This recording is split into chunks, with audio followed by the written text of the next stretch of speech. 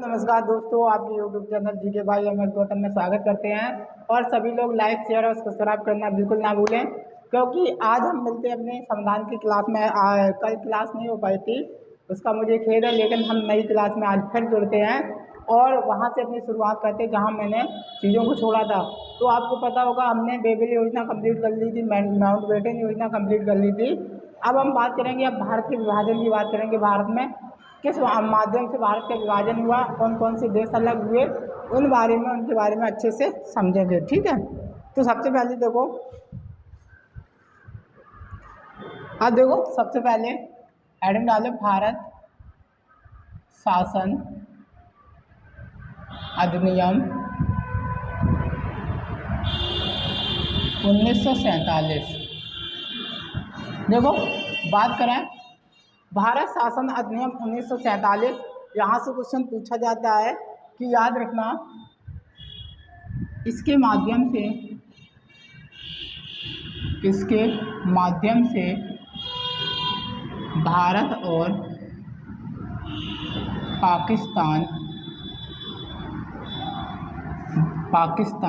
इसके माध्यम से भारत और पाकिस्तान दो राज्य बने। ठीक है, याद रखना, भारत शासन अधिनियम यह ब्रिटेन सरकार द्वारा पारित किया गया था,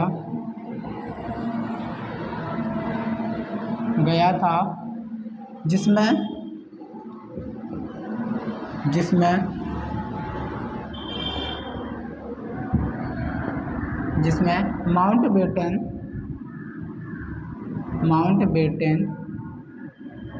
योजना का काफी योगदान रहा। ठीक है, तो सबसे पहले भारत शासन अधिनियम की बात करें 1947, इसके माध्यम से भारत और पाकिस्तान दो नए डोमिनियन स्टेट बने या राज्य बने। इनके माध्यम से हमने ब्रिटेन में आपको बताया था शुरुआत में, पॉलिटी में जो राज्य हम देश के लिए बात करते हैं। अब यह सरकार ब्रिटेन सरकार द्वारा पारित हुआ है, जिसमें माउंटबेटन योजना का योगदान है। याद रखना, इसके माध्यम से 4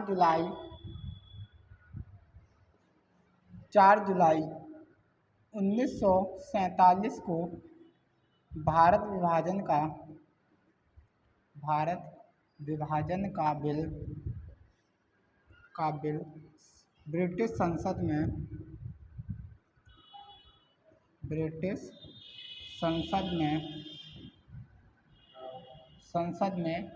किया गया। ठीक है, अगला पॉइंट, इस बिल को 18 जुलाई 1947 को मंजूरी दी गई थी। ठीक है, तो ये याद रखना, आपको यहाँ से 2 पॉइंट याद रखना। भारत शासन अधिनियम से भारत और पाकिस्तान के 2 राज्य बने, यह ब्रिटिश संसद में पेश किया गया। 4 जुलाई 1947 को यह विभाजन का प्रस्ताव पेश किया गया। इसके बाद 18 जुलाई 1947 को इसे मंजूरी मिल गई। कहा जाता है ये पहला ऐसा बिल था जिसमें कोई भी लड़ाई दंगा नहीं हुआ था और बहुत जल्दी बिल पारित हो गया था। ठीक है, नोट लिख लो इसको।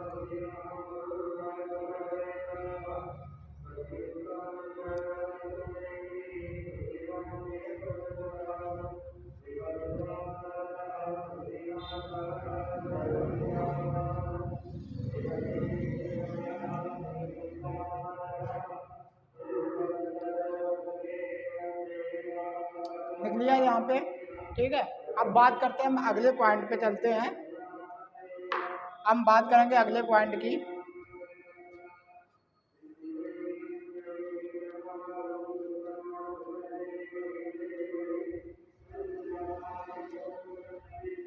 अब देखो, बात करें भारत शासन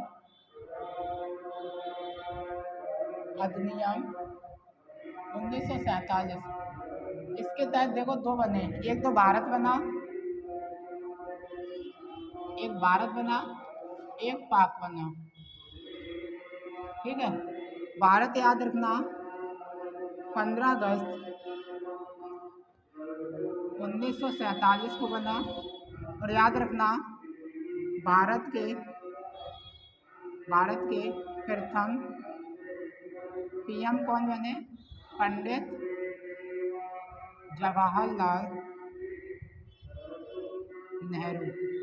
ठीक है, भारत के पहले पीएम कौन बने? पंडित जवाहरलाल नेहरू। दूसरी अगर हम बात करें यहाँ के गवर्नर कौन बने, तो याद रखना लॉर्ड माउंटबेटन। ठीक है, इसके बाद पाकिस्तान की बात करें 14 अगस्त 1947 को बना। याद रखना इसके जो पीएम बने वो बने सर लियाकत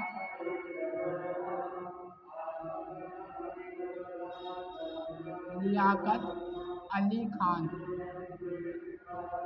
इसके बाद यहाँ के गवर्नर कौन बने? अली जिन्ना।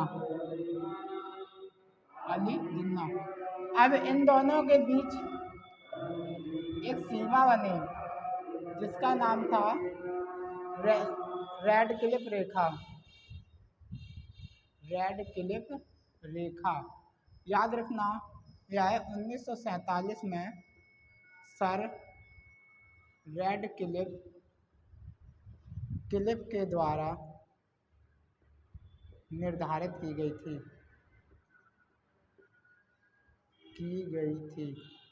ठीक है, तो ये क्वेश्चन आपके कुछ बनते हैं। भारत शासन अधिनियम के तहत 2 राज्य बने, एक तो भारत और पाकिस्तान। पाकिस्तान में भी 1971 में एक राज्य अलग बनाया था जिसका नाम था बांग्लादेश। यहाँ से विभाजन हुआ पाकिस्तान से, और नया राज्य 1971 में कौन बना? बांग्लादेश। ठीक है, तो भारत और पाकिस्तान बने। भारत 15 अगस्त 1947 को बना, जिसमें पहले पीएम पंडित जवाहरलाल नेहरू रहे और जो गवर्नर रहे वो लॉर्ड माउंटबेटन रहे। ठीक है, इसके बाद यहाँ पे पाकिस्तान की बात करें तो ये 14 अगस्त 1947 को बना। यहाँ के पीएम सर लियाकत अली खान और अली जिन्ना गवर्नर रहे। दोनों की बात करें, दोनों के बीच जो सीमा बयान था उसका नाम था रेड क्लिफ रेखा। दोनों देशों के बीच निर्धारित की गई सर रेड क्लिफ के द्वारा 1947 में। कुछ सालों बाद चलने के बाद 1971 में आपको पता होगा बांग्लादेश पाकिस्तान से अलग हुआ।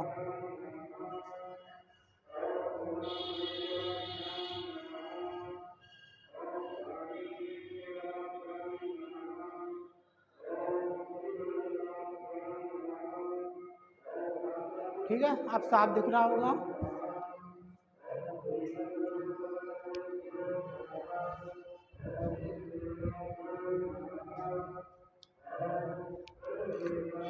तो देखो, भारत शासन अधिनियम 2 राज्य भारत और पाकिस्तान बने, यहाँ रेड क्लिफ रेखा बनाई गई। ठीक है, याद रखना। इसके बाद हम बात करें संविधान की बैठक।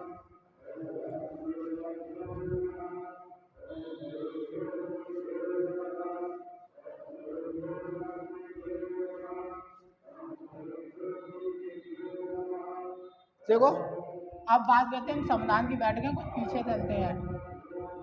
संविधान की बैठकें,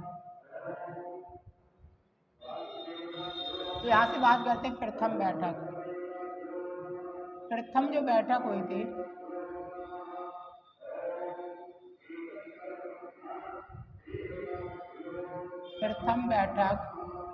याद रखना 9 दिसंबर 1946 को।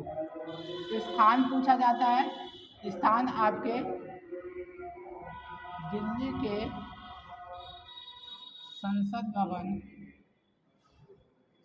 भवन के हॉल में।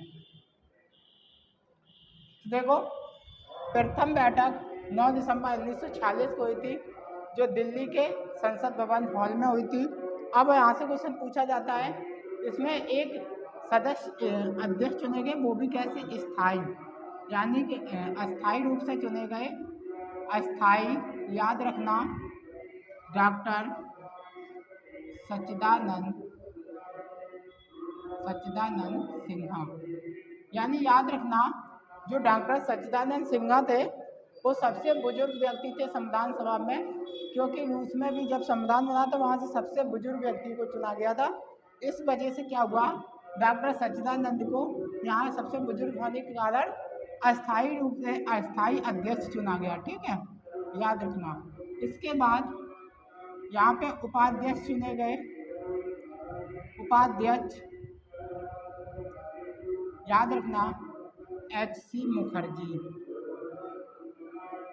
कौन चुनेंगे? एच.सी. मुखर्जी।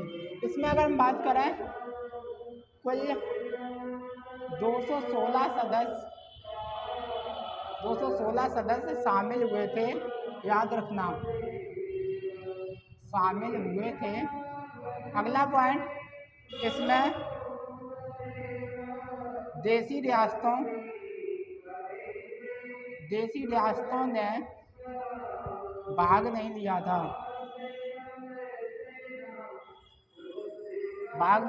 था। ठीक है, याद रखना, लिख लो इसको।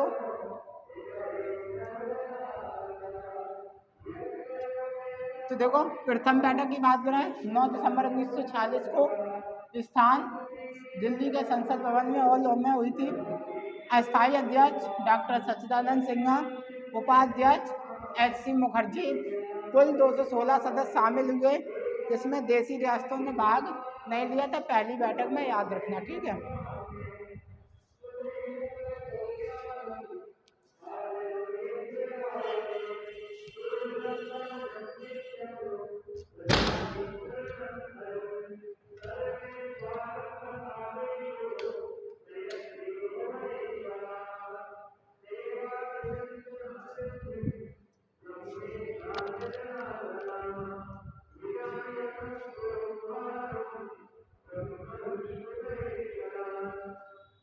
तो देखो पहली बैठक 9 दिसंबर 1946 को हुई थी। डॉक्टर राजेंद्र प्रसाद, जिसमें डॉक्टर राजेंद्र प्रसाद नहीं थे, इसमें अस्थायी रूप से चुने गए डॉक्टर सच्चिदानंद सिन्हा थे।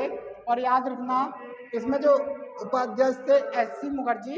और इस बैठक में कुल 216 सदस्यों ने भाग लिया था। इसमें देशी रियासतों ने भाग नहीं लिया था, मुस्लिम लीग भी शामिल नहीं थी। याद रखना इसमें मुस्लिम लीग शामिल नहीं हुई थी।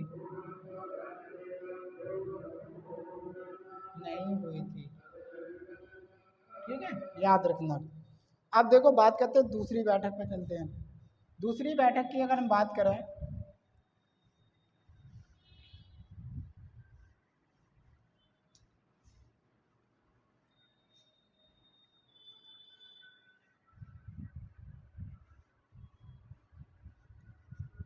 तो याद रखना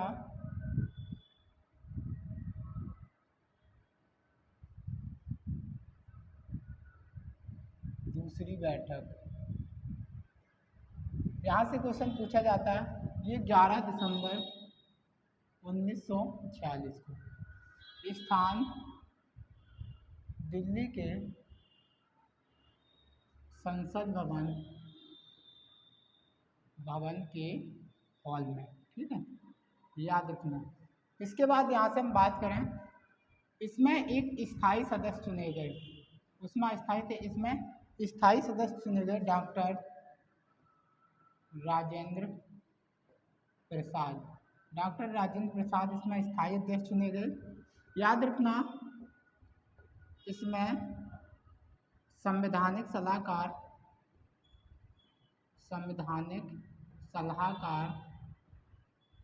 चुने गए, जिनका नाम था डॉक्टर बी.एन. राव। ठीक है, डॉक्टर बी.एन. राव थे। इसके बाद उपाध्यक्ष इसमें कौन थे? तो याद रखना इसमें जो उपाध्यक्ष थे वो थे एच.सी. मुखर्जी। ठीक है, याद रखना। तो देखो सबसे पहले दूसरी बैठक 11 दिसंबर 1946 को हुई थी। स्थान दिल्ली के संसद भवन हॉल में हुई थी। स्थायी अध्यक्ष कौन थे? डॉक्टर राजेंद्र प्रसाद। इसमें संवैधानिक सलाहकार डॉक्टर बी.एन. राव चुने गए। उपाध्यक्ष कौन थे? एच.सी. मुखर्जी। ठीक है, नोट कर लो इसको जल्दी से।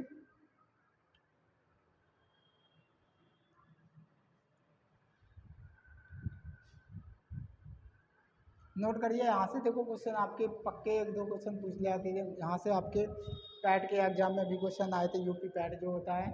इसके बाद यहाँ पे आपको बहुत से एग्जाम में क्वेश्चन पूछे गए, रेलवे में खासकर यहाँ से क्वेश्चन आते हैं, ठीक है। तो ये आप चीज़ों को नोट करके चाहिए, लिखिए।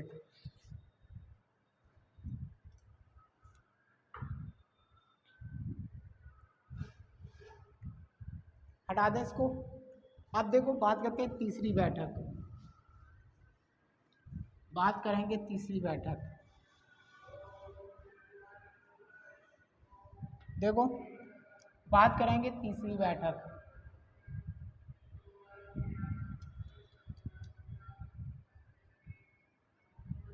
तीसरी बैठक देखो, तीसरी बैठक की बात करिए 13 दिसंबर 1946 को। 13 दिसंबर 1946 को हुई थी। याद रखना इसमें पंडित जवाहरलाल नेहरू ने संविधान सभा में उद्देश्य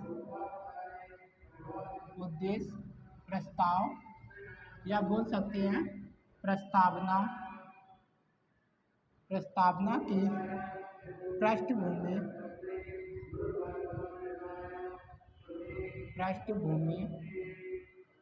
पेश की थी। याद रखना। इसके बाद प्रस्तावना या उद्देशिका को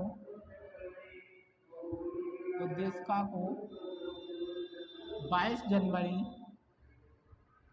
1947 को स्वीकृति मिली।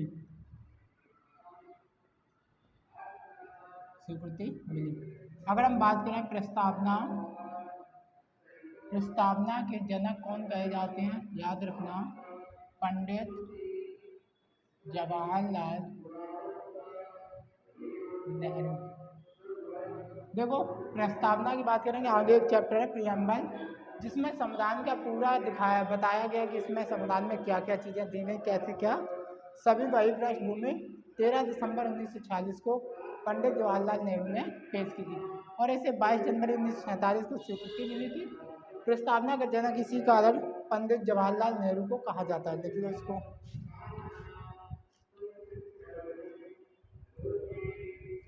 और यहाँ से एक लिख देना, प्रस्तावना के लेखक तो याद रखना कृष्ण बसंत वैद्य।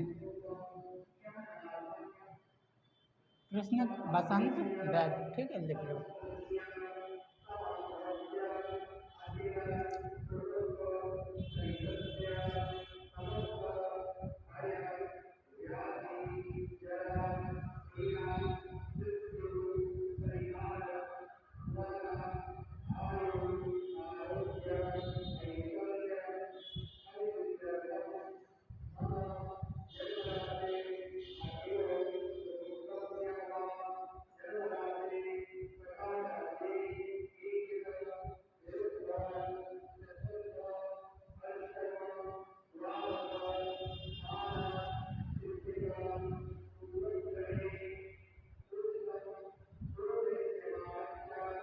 यहाँ पर लिख लिया।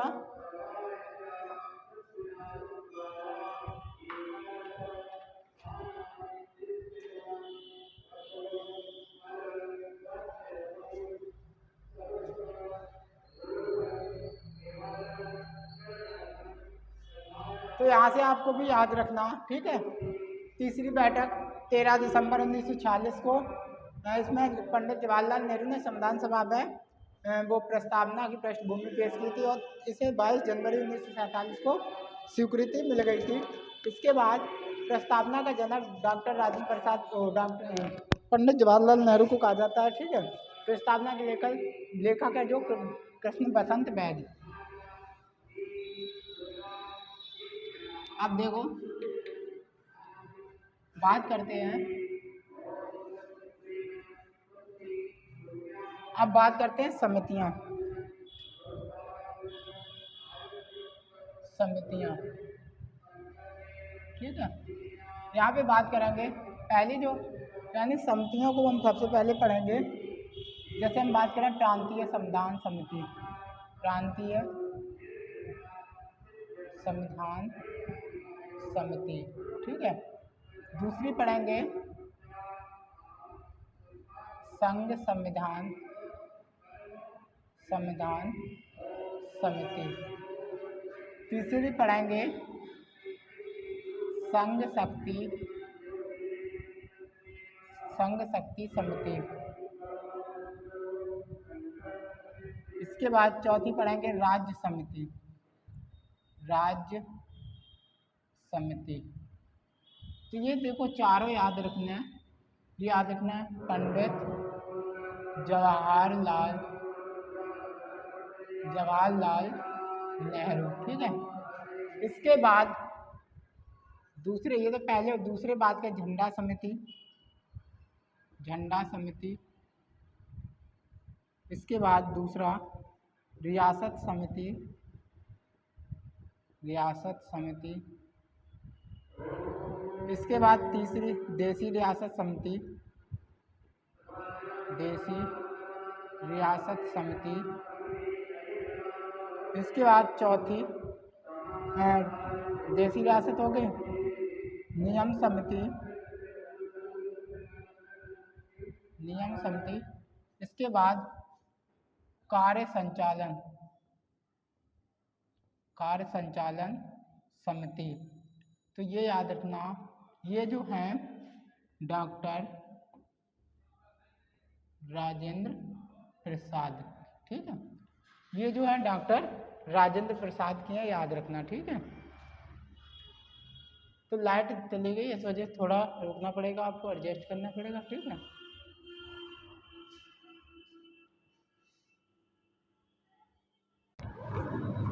तो देखो यहाँ पे आपने नोट कर लो, ये सबसे पहले प्रांतीय संविधान समिति डॉक्टर पंडित जवाहरलाल नेहरू, संघ संविधान समिति, संघ शक्ति समिति, राज्य समिति ये पंडित जवाहरलाल नेहरू की हैं। इसका झंडा समिति, रियासत समिति, देसी रियासत, नियम समिति, कार्य संचालन समिति ये डॉक्टर राजेंद्र प्रसाद के हैं। इसके बाद हम और भी बात करते हैं, इसे नोट कर लीजिए, ठीक है।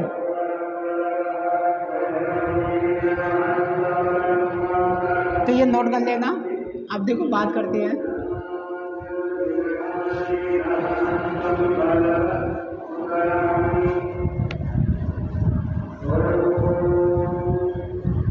अब देखो प्रारूप समिति, प्रारूप समिति आपको पता होगा डॉक्टर राजेंद्र प्रसाद, वो डॉक्टर BR अम्बेडकर, ठीक है। इसके बाद दूसरा संचालन समिति, संचालन समिति। तो याद रखना KM मुंशी, ठीक है। इसके बाद तीसरी मूल अधिकार व अल्पसंख्यक ये समिति पूछी जाए तो याद रखना सरदार वल्लभ भाई पटेल। इसके बाद चौथी आवास समिति,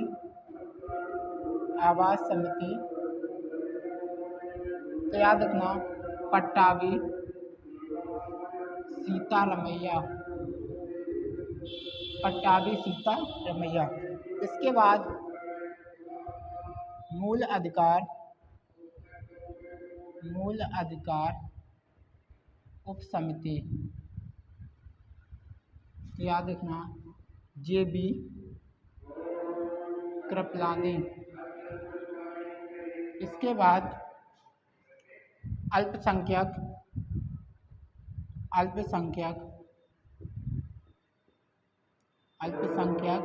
उप समिति HC मुखर्जी। तो यहाँ से कुछ आपको समितियों से क्वेश्चन पूछे जाएंगे। प्रारूप समिति डॉक्टर भीमराव अम्बेडकर। संचालन समिति KM मुंशी। मूल अधिकार समिति या अल्पसंख्यक समिति, तो याद रखना सरदार वल्लभ भाई पटेल। आवास समिति पट्टाभी सीतारामैया। मूल अधिकार उप समिति, अल्पसंख्यक उप समिति, तो आपको याद रखना SC मुखर्जी और JP कृपलानी। ठीक है, इन दो को याद रखना। ठीक है, नोट कर लो, इसको नोट कर लीजिए।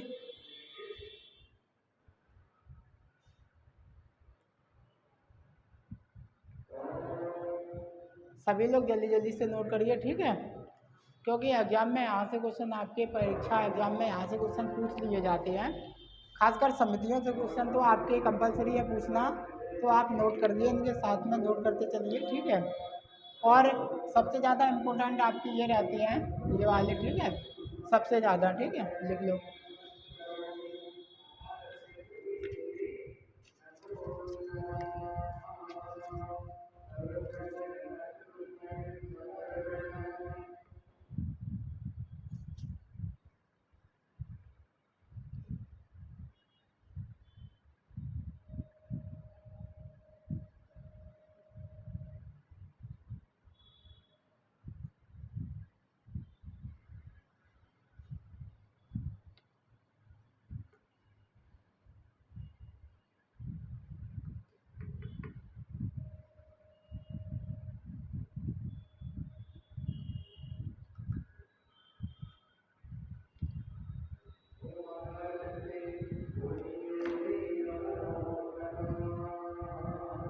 यहाँ तक लिख लिए।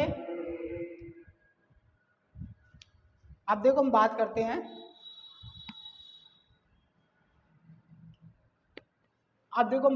मेन समिति जो संविधान को निर्माण करेगी, उस समिति के बारे में जानेंगे।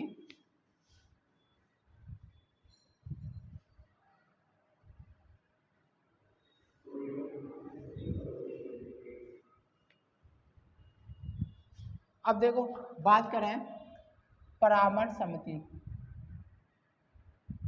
परामर्श